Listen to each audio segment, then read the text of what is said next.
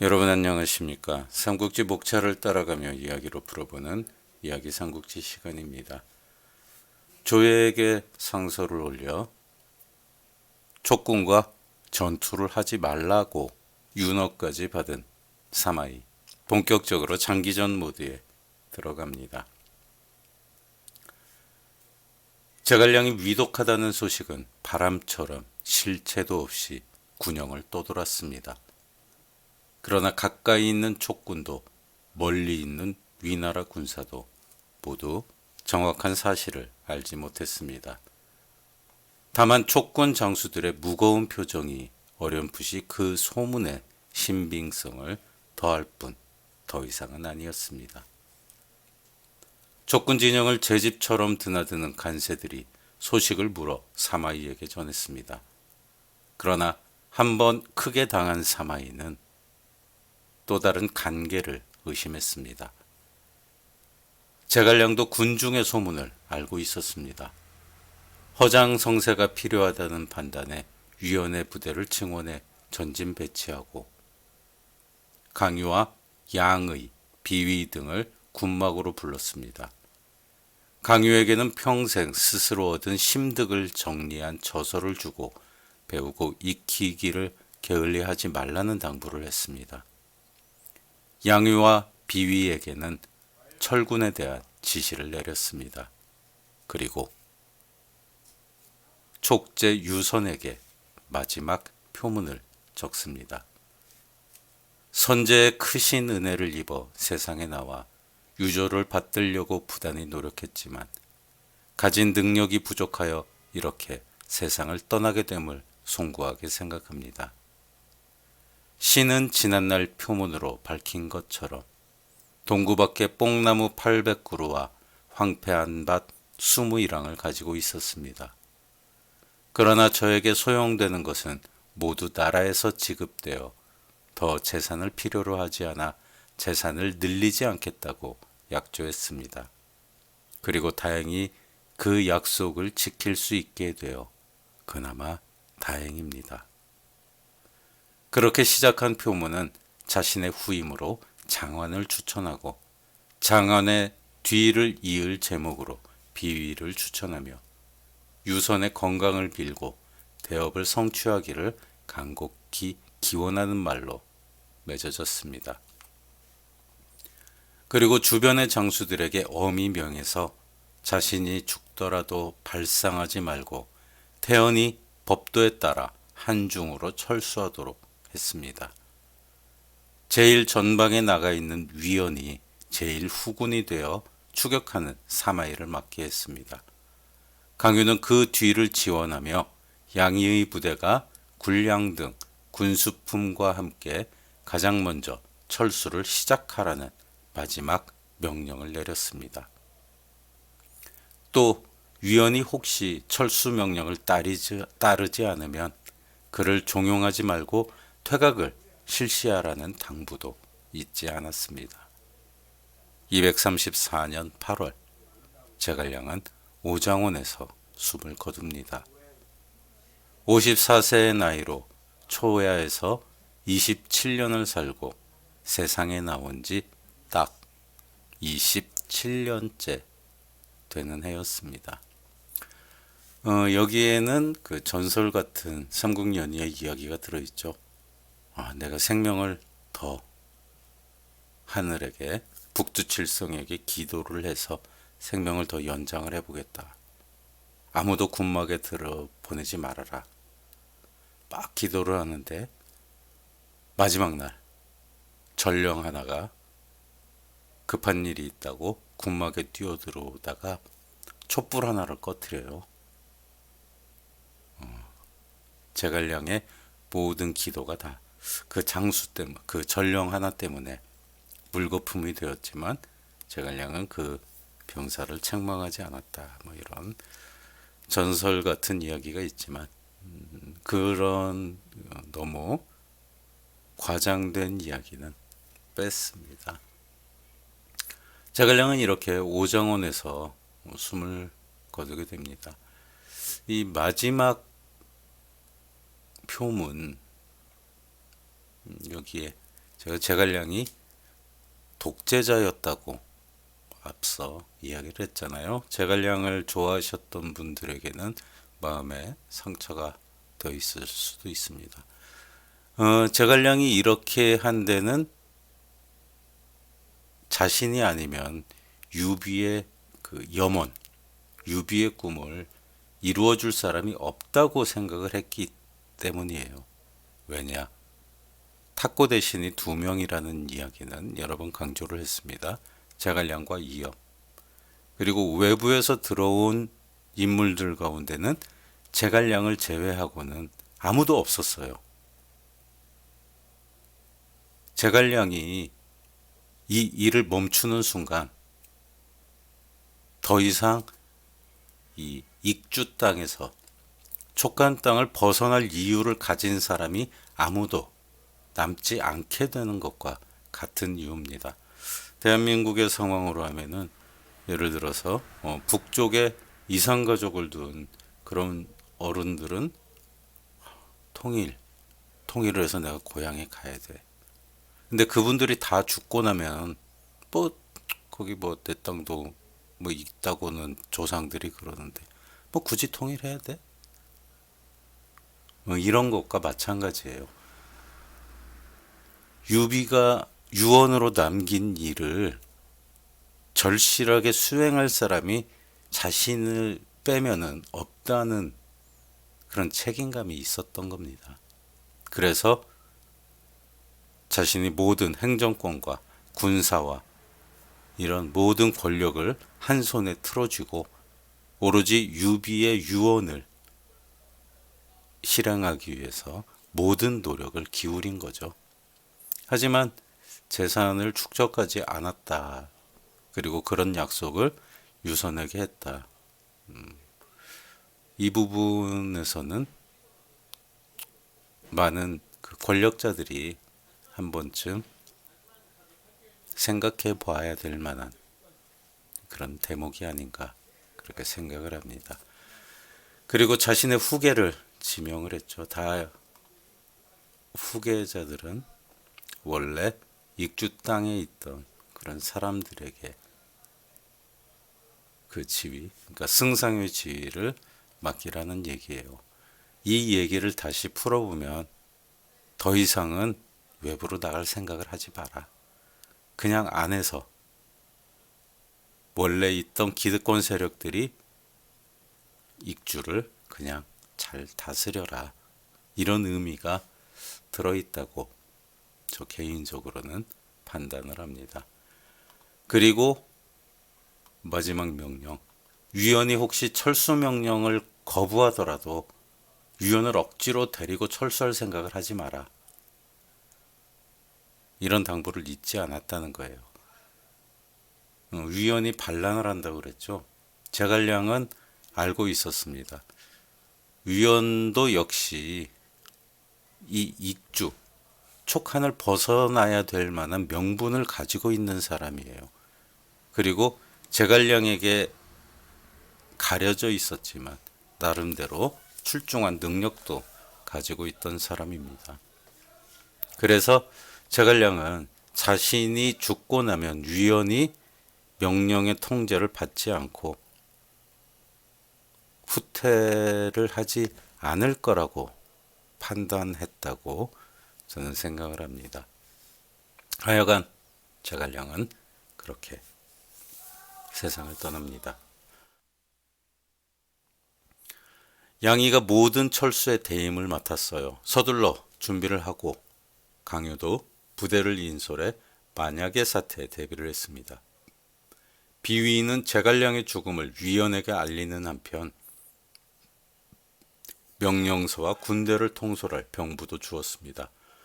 본대의 철수를 후방에서 지원하라는 명령서를 본 위원은 명령권자가 누구인지를 물어봤어요. 비위는 양이가 철수의 총책임자라는 대답을 하자 위원은 불같이 화를 냈습니다. 비위도 어느 정도 위원의 반응을 짐작했지만 그 반응은 예상을 뛰어넘는 것이었어요. 위원과 양이는 서로 견원지간이었습니다. 심지어 양이와 위원의 사이가 좋지 않다는 것은 동호의 손권도 아는 사실이었습니다. 그리고 두 사람이 싸울 때마다 항상 중재자는 비위 자신이었습니다. 얼마 전 제갈량의 부탁으로 송권에게 파견되었을 때 송권이 비위에게 말한 적이 있어요. 위원과 양이가 서로 반목하고 다투지만 지금은 공명이 있어 제어할 수 있을 것이다. 그러나 그 뒤의 일은 알 수 없을진데 공명은 대비하고 있는가? 이때가 제갈량이 사마이와 교착 상태에 빠졌을 때 송권에게 위나라를 공격하기에 부탁을 해서 전선에 변화를 가져왔던, 그리고 조예가 송권을 막기 위해 출전했던 그때의 사신 파견을 말하는 거예요. 그 날카로운 식견에 비위도 가슴이 서늘했었는데 이렇게 곧바로 사건이 생길 줄은 몰랐던 겁니다. 비위의 생각을 아는지 모르는지 위원이 말했습니다. 나는 전군사의 직위에 정서대장군을 겸하고 있다. 그런데 고작 장사 양의 따위가 명령에 따라야 한단 말이냐. 과연 이것이 승상의 뜻이 확실한지를 알아야겠다. 또 철수의 사무에 관한 일은 몰라도 군사에 관한 일은 나에게 권한이 있다. 왜? 직책상 그래요. 전군사, 그러니까 제갈량의 유고시 위원이 군사의 자리를 맡는 겁니다. 그리고 대장군이죠. 정서대장군. 서쪽이 위나라죠. 장사는 그냥 참모예요. 참모의 한 직급인데 직급상으로는 한참 위원이 높죠. 그러니까 제갈량이 병부는 위원에게 준 거예요. 그러니까 군사의 권한은 위원에게 있고 철수에 관한 행정의 일은 양이에게 있는 겁니다. 군사는 그러니 내 맘대로 하겠다. 양이는 철수해라. 군사는 내가 내 맘대로 하겠다. 나는 적과 싸워서 낙양으로 갈 것이다. 전날 유비가 한중을 점령하고 한중왕에 오르기 위해 성도로 갈 때 유비는 한중의 경비를 서슴없이 위원에게 맡기고 조조가 쳐들어오면 어찌할 것인지를 물은 일이 있었습니다. 위원이 그때 씩씩하게 말했어요. 조조가 쳐들어오면 그 분사를 쳐부시고 단숨에 장안을 거쳐 낙양으로 가겠습니다. 만일 조조가 오지 않고 대신 장수한 사람을 뽑아 10만 군사를 거느리고 온다면 소장은 그 장수를 한 입에 먹어버리고 말겠습니다. 그런 위원의 품성이 나이를 먹었다고 변하는 것은 아니었습니다. 비위는 더 감당할 수 없음을 알고 양이와 의논하겠다는 핑계로 오장원으로 돌아갑니다. 이때 사마이는 촉군의 수상한 움직임을 전해 듣고 제갈량의 죽음에 대한 소문을 검증하기 시작했어요. 그리고 그 소문이 확실하다는 심증을 굳혔습니다. 급하게 군사를 모아 추격을 시작했어요. 한편 위원은 비위가 돌아간 다음 사마이의 동태에 최대한 주의를 기울이고 기습에 대비했습니다.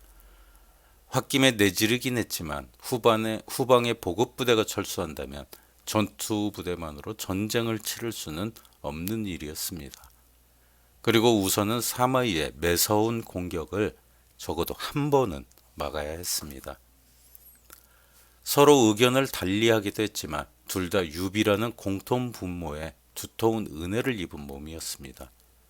또 제갈량의 신중한 용병의 이유도 모르는 바가 아니었습니다. 지금은 일단 지켜야 할 때라는 판단을 합니다. 위원은 일단 위근이 쳐들어올 길 양쪽으로 군사를 매복했습니다. 그리고 서둘러 철수할 듯 군영을 어지럽게 만들고 군사를 적당히 퇴각했어요.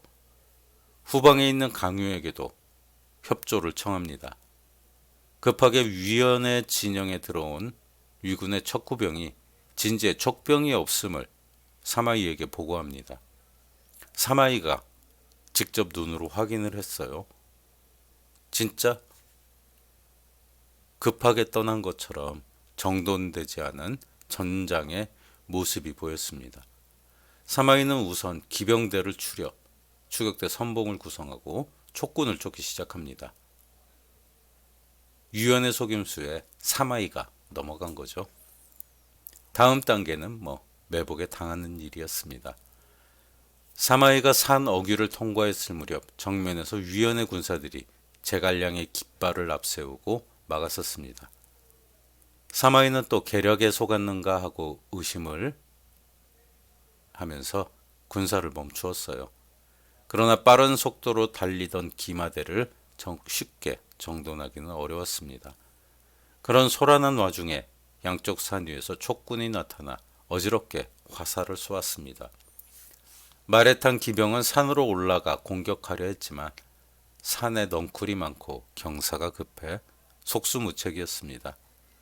대개는 기병은 보병과는 달리 중무장을 선택을 합니다. 말이 대신 움직이기 때문에 두꺼운 갑옷으로 자신을 보호할 수 있는 것이죠. 그런 이유로 넓은 평지가 아닌 말을 쉽게 운신할 수 없는 곳에서 오히려 무거운 몸놀림이 가벼운 보병에게 당하기 십상이었습니다. 거기다가 정면에서는 강유와 유연의 기병이 달려들고 있었습니다. 사마이는 자신이 속임수에 걸렸다고 확신하면서 퇴각명령을 내립니다. 유연은 북소리를 울리며 추격하다가 중도에 멈추고 임시로 진영을 세운 다음 비비를 기다렸습니다. 강유도 자신이 맡은 임무 위치로 복귀를 합니다. 한편 양희는 굉장히 심각했어요. 자신의 후계자를 지목한 제갈량에게 대한 배신감도 느껴졌습니다. 장완과 비위라니. 양희는 자신이 제갈량의 적어도 왼팔, 가장 가까운 사람이라고 스스로 생각하고 있었던 거예요. 양희는 마땅히 자신이 다음 승상이 되어야 옳다는 생각을 늘 하고 있었습니다. 그만큼 그는 제갈량과 가장 가까운 거리에 항상 있었습니다. 장사라는 직책은 제갈량의 비서실장에 해당하는 자리이기도 했습니다. 성도보다 한중의 군중에서 더 많은 생활을 하는 제갈량의 수족이었던 양희는 많은 일을 했고 늘 칭찬을 들을 만큼 원활한 일처리를 보여주기도 했습니다. 군대에는 장수만 필요한 게 아니죠. 장수는 그냥 병참이 지원해주는 보급을 받고 군사를 지휘해서 싸우기만 하면 되는 거예요. 그날 필요한 군량부터 끊이지 않고 수송하기 위한 군량 양도의 확보, 언제 어느 만큼 군량을 신청할 것인지, 그리고 그 밖에 잡대한 병참 업무들이 굉장히 많아요. 그 모든 것을 원활하게 처리했던 게 양의였습니다. 그런데 제갈량은 멀리 성도에 있는 장완을 지목한 것이에요. 그게 남을 쉽게 인정하지 못하는 양의의 단점이기도 했습니다. 사실 위원과의 알력도 제갈량의 측근이라는 자리를 내세우고 위원에게 굽히지 않고 대립한 데서 오는 갈등이었습니다. 전형적인 호가 호위였죠. 박근혜 정권 때 직급은 없지만 가장 강력한 힘을 휘둘렀다는 최순실 같은 그런 경우죠. 그게 한참 계급으로는 아래지만 나는 제갈량의 비서실장이야. 네가 대장군이면 뭐해.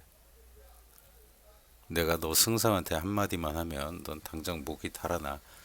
이런 마음이 항상 있었다는 거죠. 그리고 그동안 제갈량의 통제로 숨겨져 있던 양희의 편협한 성격이 드러나기 시작한 겁니다. 그때 위원에게 갔던 군사마 비위가 위원이 크게 화를 내며 양희가 내리는 지휘를 받을 수 없다는 말을 전했습니다. 위원의 성격을 잘 아는 양희는 겁이 덜컥 났어요. 승상이 있는 것과 없는 것은 달랐습니다. 이념이 파직되고 없는 현재 최고의 지위는 위원이 분명했습니다. 지금은 안전한 철수가 목적인 상황이라 일시적인 책임자가 되었지만 승상의 지위가 되어 조정의 위세로 위원과 대등해져 그를 상대하려고 했던 계획이 틀어진 지금 양이는 위원의 상대가 아니었습니다. 양이의 고민은 거기에서 출발했어요. 일단 무조건 위원을 없애야 했습니다. 생각이 거기에 이르자 갑자기 좋은 생각이 떠올랐어요. 위원이 역모를 일으키고 양이가 반란을 성공적으로 진압한다. 그렇게 되면 군 통수권자 위원이 사라지고 장관보다 큰 공을 세우는 게 되는 거죠. 단숨에 승상의 지위를 노릴 수도 있고 적어도 위원에게 시달릴 상황은 없어지는 겁니다. 그러나 시간이 많지 않았어요. 그래서 양이는 급히 위원이 후방에서 사마이를 상대하게 하고 정신없는 틈을 이용해 철수를 한 다음 한중으로 이어지는 잔도를 끊는다는 기본 전략이었습니다. 이 잔도를 끊으면 위원은 빠르게 철수를 하지 못하거든요. 그러기 위해서는 사마이가 적극적으로 움직여야 했죠. 그렇다고 자신을 드러내놓고 기밀을 누설하기는 위험 부담이 컸습니다. 하지만 사마이 정도 되는 자라면 약간의 실마리만 줘도 많은 결과를 얻을 것이라는 판단을 한 거죠. 사마이는 수중에 한 장의 편지를 들고 심각한 고민에 빠졌습니다. 제갈량의 사망을 알리는 내용이 진중으로 화살에 매달려 날아든 거예요. 익명의 편지였습니다. 하지만 위원의 대응을 보면 의심가는 부분도 적지 않았어요.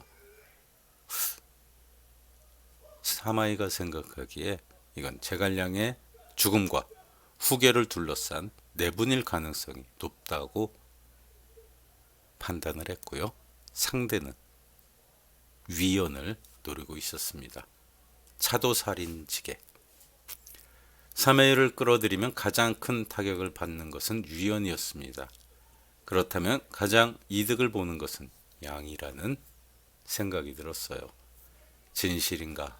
또 한 번의 속임수인가? 그렇다면 시험할 방법이 있었습니다.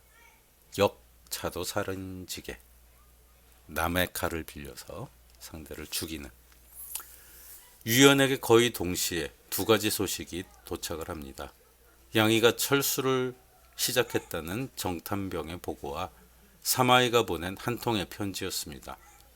편지는 제갈량이 죽었고 위원이 후방을 지키며 철수를 진행한다는 기밀이 들어 있었습니다.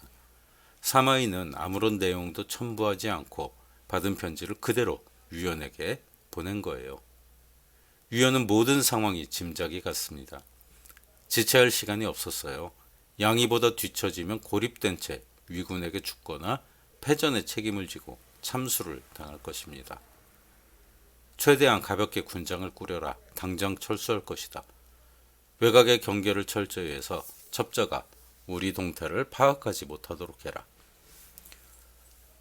위원은 외곽 경비군을 넘기고 가벼운 부장으로 소록길을 통해서 과감하게 신속한 철수를 시작합니다. 양이보다 먼저 한중에 돌아가 일의 진상을 밝힐 것이라 생각을 했습니다.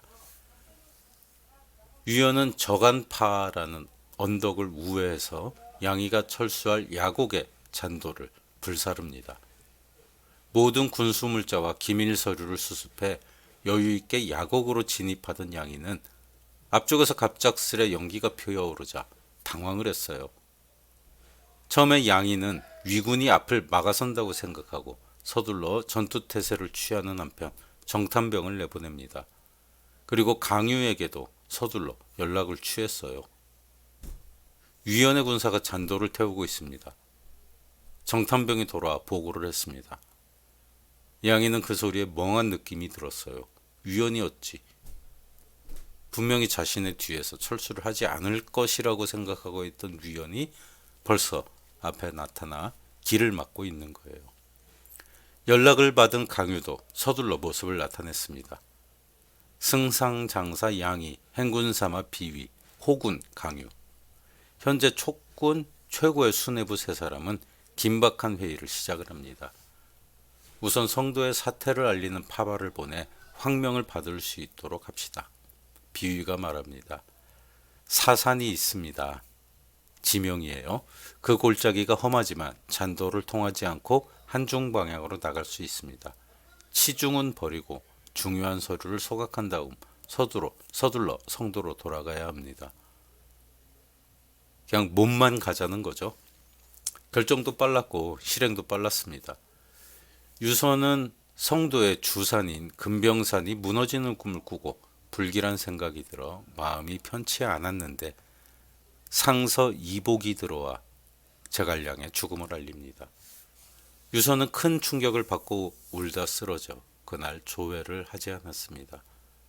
성도의 백성들도 승상의 죽음을 함께 슬퍼했습니다. 그런데 더 급한 소식이 들어옵니다. 위원이 급한 전령을 보냈는데 양이가 모반했다는 내용이었습니다. 문무백관들은 서둘러 회의를 소집하고 침실에 있는 유선에게 사실을 알립니다. 유선도 불편한 몸을 이끌고 정전에 나와 회의에 참석했어요. 유선이 말해요. 짐이 알 수 없는 게 있어. 위원은 장군이고 양이는 사무관인데 위원이 양이를 막으려고 잔도를 태운 점이 그것이요. 경황 중에도 핵심을 찌르는 질문이었습니다. 모두 의견이 분분했어요. 그러나 시간이 지날수록 제갈량 생전에 불만을 품고 있던 위원을 의심하는 중론이 형성되었습니다. 그때 양이가 올린 표문이 뒤늦게 도착을 합니다. 위원이 잔도를 불태워 자신의 회군을 막고 성도를 공격하려고 한다는 표문이었습니다. 먼저 일고 있던 중론과 함께 위원에게 불리한 분위기가 형성되었습니다. 하지만 평소 위원과 양이 사이를 보면 전적으로 어느 쪽도 믿을 수 없는 상황이었습니다. 그러나 한쪽을 선택해야 한다면 양이 쪽이 되어야 자신들에게 유리했어요. 지금 조정엔 위원의 공훈과 지위를 넘을 수 있는 신하가 하나도 없었습니다. 맞죠? 유비 때부터 따라다니던 장수고 사실 가장 큰 공을 세웠습니다. 익주를 차지하는데 위원만큼 많은 공을 세운 장수는 없어요. 그리고 군사를 이끌고 있습니다. 위원이 성도에 진입한다면 제어할 수 있는 사람이 없어요. 유선이라고 해도 제어를 할 수 없을 수도 있습니다. 하지만 양이는 다르죠. 일단 직급상 양이보다 높은 사람이 굉장히 많이 있습니다. 충분히 제어 가능한 상황이에요. 위원보다는 안전을 위해 유선은 양이를 선택을 했습니다. 그리고 조서를 내리죠. 역도 위원을 토벌하라는 조서였습니다. 그리고 칙서를 기다리던, 즉 유선의 답장을 받아가지고 황제의 답장을 받아서 위원에게 가려던 전령은 일단 감금이 되죠. 한편 잔도를 불태운 위원은 여유있게 남곡에 진영을 세우고 양이를 기다렸습니다. 그때 양이도 이미 다른 길인 사산 골짜기를 지나 남곡의 위원 후미에 도착한 상태였어요. 그리고 이미 손에 위원을 토벌하라는 조서도 받아든 상황이었습니다. 왕평이 선봉에 나서서 위원과 대치를 합니다. 그리고 황제의 조서를 읽고 항복을 권합니다. 위원의 군사들이 동요를 했어요. 그리고 그날 밤 달아나는 군사들이 생기기 시작을 했습니다. 당연한 일이죠. 대의명분에서 위원이 이미 불리한 위치에 놓여 있었잖아요. 자연 사기도 떨어졌고 경계도 허술해졌습니다. 끝까지 위원을 수행하는 건 형주에서부터 위원을 따라왔던 병사들 뿐이었어요. 그 새벽에 왕평과 강유가 공격해왔습니다. 위원은 힘없이 패해 동서로 달아나다가 마대의 추격대에 잡혀 죽었습니다. 마대는 그 공으로 위원의 지위와 자괴를 그대로 받을 수 있었습니다.